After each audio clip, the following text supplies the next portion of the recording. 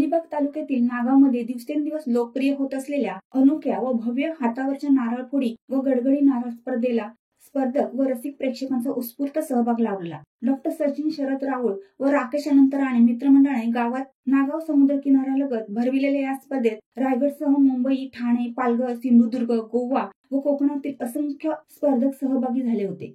नारळ फोडी स्पर्धेत 48 व गडगडी नारळ स्पर्धेत 24 स्पर्धकांनी सहभाग घेऊन स्पर्धेची शोभा वाढवली।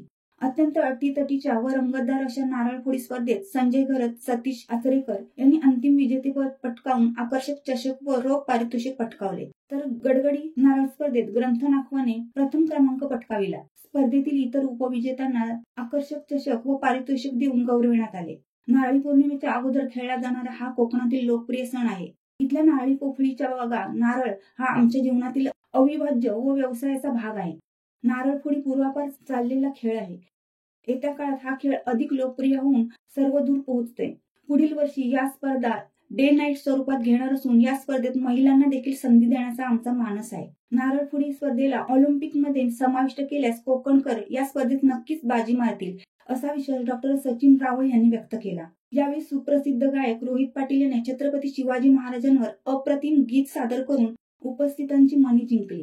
या स्पर्धेला प्रोत्साहन देण्यासाठी आमदार महेंद्र दळवी, भाजप महिला मोर्चा रायगड जिल्हाध्यक्ष चित्राताई पाटील, ॲडव्होकेट आस्वाद पाटील, सवाई पाटील व अन्य मान्यवर मोठ्या संख्येने उपस्थित होते। स्पर्धा यशस्वीपणे पार पाडण्यासाठी डॉक्टर सचिन राऊळ व राकेश राणे मित्रमंडळाने अविरत मेहनत घेतली। तर काय सांगाल, नारळ फोडीच्या खेळीच्या स्पर्धा ज्या आहेत त्या अधिक लोकप्रिय दिवसेंदिवस होत आहेत, काय बदल नेमके करताय आणि कसं वाटतं या स्पर्धेबद्दल?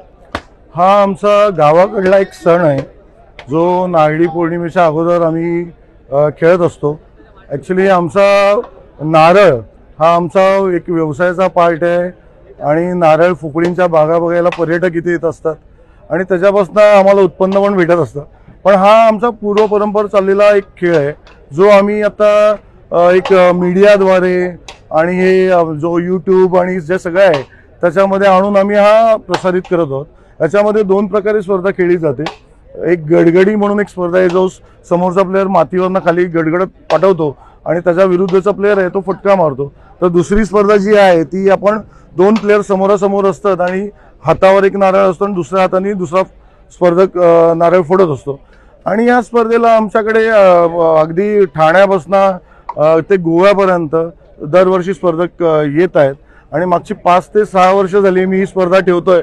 यावर्षी पहिल्यांदाच मी गडगडी स्पर्धा ठेवली, पण मागची 5 ते 6 वर्ष मी ही स्पर्धा ठेवतोय, वेगवेगळ्या प्रकारची बक्षिसं ठेवतोय आणि आतापर्यंत ही स्पर्धा मी यशस्वीरित्या पूर्ण करत आलोय। त्याचा मला खूप अभिमान आहे आणि प्रेक्षक आणि जो आजूबाजूचा आमचा समाज आहे किंवा आजूबाजूची जो आमचे गाववाले आहे ते या स्पर्धेला एकदम प्रोत्साहन देत आहेत आणि दरवर्षी अजून स्पर्धा कशी मोठेल यासाठी मला प्रेरणा देतात। नारळ फोडी स्पर्धा भविष्यामध्ये कोकणामध्ये अधिक सर्वदूर पसरण्यासाठी किंवा राज्यभरात पसरण्यासाठी काय आपला उद्देश राहणार आहे, कशा पद्धतीचं आपलं पुढचं पाऊल आहे? नक्कीच ही स्पर्धा ऍक्च्युली आम्ही तेच म्हटलं की जी खूप वर्षापूर्वीपासून खेळली जाते, पण आम्ही आता ना मीडियाद्वारे प्रकाशित करतो की मोठ्या लेवलला गेली पाहिजे। जसं ऑलिम्पिकला जसे स्पोर्ट्स होतात त्याच्यामध्ये नारळ फोडी स्पर्धा घेतली तरी आम्ही कोकणवाले तिथे नक्की फायनल मारू अशी मला आशा आहे। तर अजून यावर्षी आम्ही डे मॅच घेतो। मी पुढल्या वर्षी आत्ताच बोललो की आम्ही डे नाईट ही स्पर्धा करण्याचं माझं आयोजन आहे आणि त्याच्यात अजून महिला वर्गाला पण समाविष्ट करून महिलांचे पण सामने ठेवायचं मी यावर्षी आत्ताच काही काळापूर्वी डिक्लेअर केलंय। बघूया जसं यश येईल त्याप्रमाणे मी ही स्पर्धा नक्कीच मोठी करण्याचा प्रयत्न करीन आणि सगळ्यांचं सहकार्य असेल तर नक्कीच ही स्पर्धा मोठी होईल।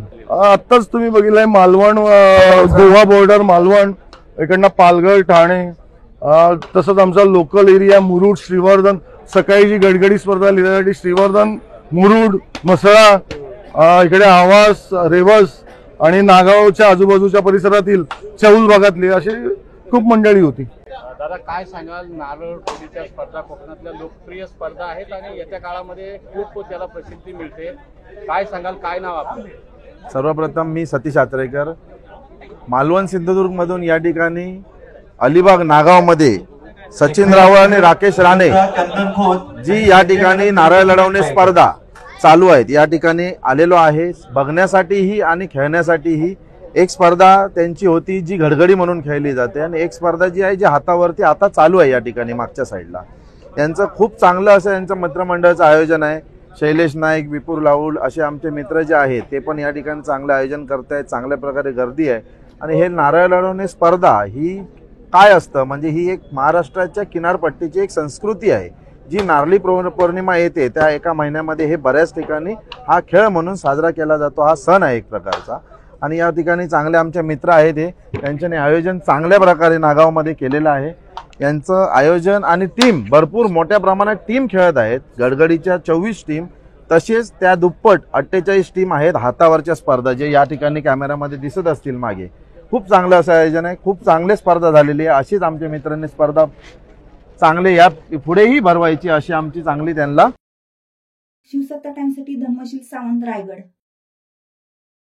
दे धडक बेधडक वृत्त देणाऱ्या आपल्या शिवसत्ता टाइम्स न्यूज चॅनलला लाल बटन दाबून सबस्क्राईब करा आणि बेल आयकॉनला क्लिक करायला विसरू नका।